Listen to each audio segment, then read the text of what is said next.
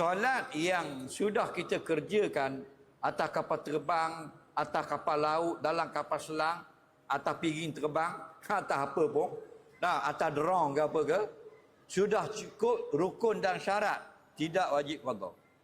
Solat yang sudah cukup rukun dan syarat, tidak wajib qada. Yang wajib qada solat yang tak cukup syarat.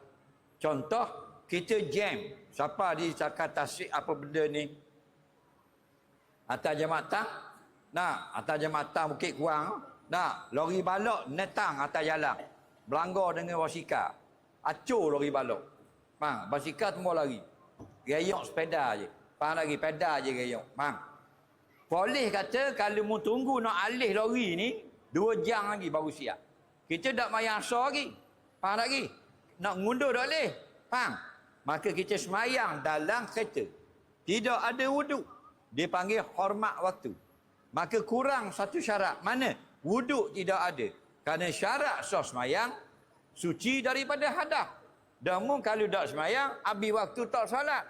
Ada satu kau, hormat waktu jangan biar habis tanpa salat. Salat dulu tanda hormatkan waktu. Siapa di rumah boleh ambil wuduk, maka kita qada. Tapi kalau salat dalam kenderaan tadi sudah sah rukun dan syarat, satu pendapat tidak perlu qada.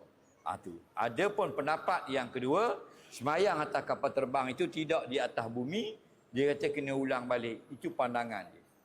Dan ada sandaran bagi dalilnya. Faham lagi?